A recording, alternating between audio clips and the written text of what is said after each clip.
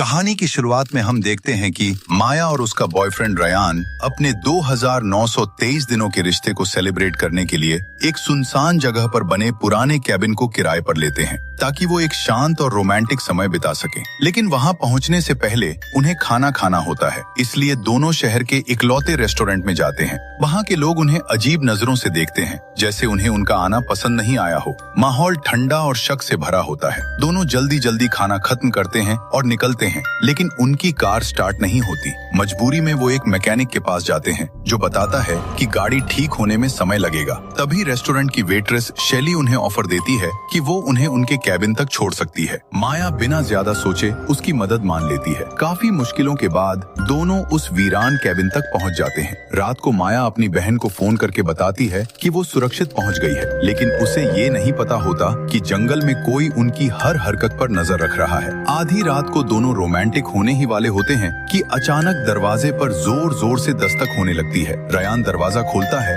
लेकिन बाहर सिर्फ अंधेरा होता है और एक धुंधली परछाई दिखाई देती है। वो परछाई सिर्फ एक सवाल पूछती है, क्या तमारा यहाँ है? रयान मना कर देता है और कहता है कि वो किसी तमारा को नहीं जानता। सामने वाला बिना कुछ बोले अंधेरे में गायब हो जाता है। दोनों इसे मजाक समझकर नजरअंदाज कर देते हैं और फिर से अपने पलों में खो जाते हैं। लेकिन तभी रयान को अचानक अस्थमा अटैक आने लगता है और उसकी सांस फूलने लगती है। वो इनहेलर ढूंढता है, लेकिन माया बताती है कि वो गाड़ी में रह गया है। रयान बिना गुस्सा किए तुरंत मैकेनिक के पास जाने का फैसला करता है और माया को अकेला छोड़ देता है। अब माया कैबिन में अकेली होती है और उसका डर बढ़ने लगता है। वो अपनी बहन को वीडियो कॉल करती है। तभी बाहर से आवाज आती है। माया सोचती है कि रयान वापस आ गया है और कॉल काटकर दरवाजे की तरफ जाती है। लेकिन जैसे जैसे वो पास जाती है, दस्तक और तेज हो जाती है, जो रयान की आदत जैसी बिल्कुल नहीं लगती। माया को शक होता है और वो बार बार रयान का नाम पुकारती है। तभी फिर वही आवाज आती है, क्या तमारा यहाँ है? अब माया डर जाती है। वो दरवाजे के छेद से बाहर देखती है, लेकिन कोई काली परछाई उसे ढक देती है। डर के मारे वो दरवाजा बंद कर देती है। कुछ देर शांति रहती है, लेकिन फिर वही तेज दस्तक और वही सवाल दोहराया जाता है। उसी समय उसके पीछे से एक परछाई गुजरती है, लेकिन उसे पता नहीं चलता। वो सोफे पर बैठकर खुद को शांत करने की कोशिश करती है, लेकिन देखती है कि उसका फोन गायब हो गया है। अब उसे यकीन हो जाता है कि घर में कोई और भी है। वो फोन ढूंढती है और आखिरकार उसे शेल्फ पर पाती है, लेकिन जैसे ही वो उसे उठाती है, वो मोबाइल चलाने लगती है और थोड़ी देर के लिए डर भूल जाती है। तभी बाहर से गाने की आवाज आने लगती है। वो खिड़की से देखती है, लेकिन कोई नहीं दिखता और आवाज अचानक बंद हो जाती है। अब घर के अंदर अजीब आवाजें आने लगती हैं। माया पूरी तरह घबरा जाती है और रयान को कॉल करती है, लेकिन वो फोन नहीं उठाता। हिम्मत करके वो बाहर जाकर देखती है, लेकिन कुछ नहीं मिलता और वापस अंदर आ जाती है। वो खुद को शांत करने के लिए पियानो बजाने लगती है, लेकिन उसे पीछे से कदमों की आवाज सुनाई देती है। वो मुड़कर देखती है, लेकिन वहाँ कोई नहीं होता। उसे लगता है कि ये सब उसका वहम है, लेकिन उसे ये नहीं पता होता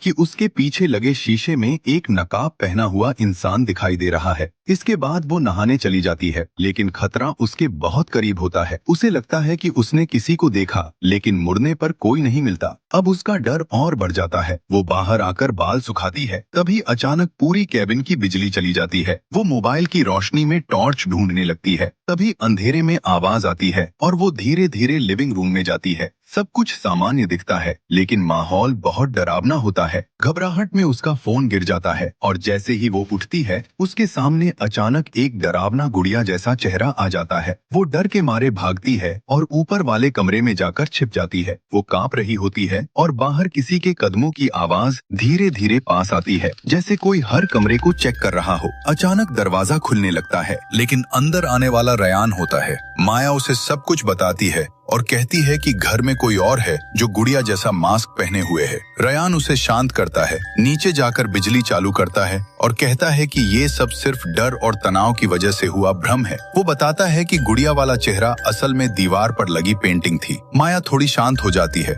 लेकिन तभी दरवाजे पर फिर से जोरदार दस्तक होती है। इस बार रयान गुस्से में दरवाजा खोलता है और बाहर निकलता है, लेकिन बाहर जो वो देखता है, उसे देखकर उसके होश उड़ जाते हैं। वो परछाई अब थोड़ी दूर खड़ी थी, बिल्कुल बिना हिले डुले दोनों को घूर रही थी। रयान बिना बिना ज्यादा सोचे सीधे उसकी तरफ दौड़ पड़ता है और उससे सवाल करने की कोशिश करता है, लेकिन वो परछाई अचानक मुड़ती है और अंधेरे में भाग जाती है। रयान उसे भगा देता है और सोचता है कि वो कोई बच्चा था जिसे डराने के बाद वो वापस नहीं आएगा। दोनों अपना शक दूर कर लेते हैं और घर के अंदर लौट आते हैं। अंदर आकर वो आराम से बैठकर बाहर से लाए गए बर्गर खाने लगते हैं। जैसे ही रयान एक बाइट लेता है, टमाटर सॉस नीचे टपकती है। माया मजाक उड़ाती है कि वो कितना गंदा खा रहा है, लेकिन अगले ही पल टमाटर सॉस से भी ज्यादा लाल एक बूंद ऊपर से गिरती है। दोनों ऊपर देखते हैं और हैरान रह जाते हैं कि छत के लैंप पर एक मरा हुआ जानवर लटका हुआ है। अब दोनों पूरी तरह डर जाते हैं। उन्हें समझ आ जाता है कि ना ये कोई बच्चा है, ना ही कोई भ्रम। सच में घर के अंदर कोई और मौजूद है और खतरा धीरे धीरे उनके करीब आ रहा है। अचानक नकाबपोश अंदर घुस आता है। दोनों तुरंत भागकर बेडरूम में छिप जाते हैं। दरवाजा बंद करके अलमारी से उसे रोक देते हैं और अपनी किस्मत का इंतजार करने लगते हैं। उसी समय बाकी नकाबपोश, गुड़िया चेहरा और लाल कपड़े वाली लड़की भी अंदर आ जाते हैं और पूरे केबिन पर कब्जा कर लेते हैं। कुछ देर बाद बाहर से आवाजें बंद हो जाती हैं, तो दोनों हिम्मत करके दरवाजा खोलने की कोशिश करते हैं, लेकिन अचानक एक तेज वार होता है और दरवाजा टूट जाता है। चौंकाने वाली बात ये होती है कि नकाबपोश उन्हें तुरंत नहीं मारता, बल्कि वो उनके डर से खेल रहा होता है, जैसे वो इस शिकार का मजा ले रहा हो। जैसे ही वो चला जाता है, माया और रयान समझ जाते हैं कि अब बैठकर मरने का इंतजार नहीं कर सकते, उन्हें कुछ करना होगा। दोनों फैसला करते हैं कि चुपके से बाहर निकलकर मोटरसाइकिल से भागेंगे। रयान फोन करने की कोशिश करता है, लेकिन फोन पहले ही तोड़ा जा चुका होता है। समय बर्बाद किए बिना दोनों बाहर भागते हैं और बाइक स्टार्ट करने की कोशिश करते हैं, लेकिन तभी बाइक जोरदार धमाके के साथ फट जाती है। धमाके की लपटें रात को रोशन कर देती हैं और दोनों जमीन पर गिर जाते हैं। अब उनका आखिरी भागने का रास्ता भी खत्म हो जाता है। अब साफ हो जाता है कि नकाबपोश उनके साथ खेल रहे हैं, उन्हें जल्दी मारना नहीं चाहते। तभी बैग पहने नकाबपोश कुल्हाड़ी लेकर धीरे धीरे उनकी तरफ बढ़ता है। मजबूर होकर दोनों वापस घर के अंदर भागते हैं और बाथरूम में छिप जाते हैं। रयान को एक शेविंग ब्लेड मिलता है, जिसे वो हथियार की तरह इस्तेमाल करने का सोचता है। तभी माया को याद आता है कि ये केबिन पहले एक शिकारी का घर था और शायद स्टोर रूम में बंदूक हो सकती है, लेकिन वहां जाने के लिए उन्हें लिविंग रूम से गुजरना पड़ेगा, जहां नकाबपोश घूम रहे हैं। तभी माया को एक वेंटिलेशन पाइप दिखता है। दोनों उसमें घुस जाते हैं और अंधेरे में रेंगते हुए आगे बढ़ते हैं, लेकिन अचानक माया का हाथ एक कील में चुभ जाता है और वो चीख पड़ती है, जिससे नकाबपोश का ध्यान उनकी तरफ जाता है। दोनों चुपचाप एक दूसरे को पकड़कर बैठे रहते हैं। किस्मत से नकाबपोश वहां से चला जाता है। रयान माया का घाव बांधता है और दोनों पाइप से निकलकर स्टोर रूम की तरफ भागते हैं, लेकिन रास्ते में रयान गिर जाता है और उसका इनहेलर भी गिर जाता है, जिसका उन्हें पता नहीं चलता। दोनों स्टोर रूम में पहुंचते हैं, जहां अंधेरा छाया होता है। माया आग जलाकर रोशनी करती है,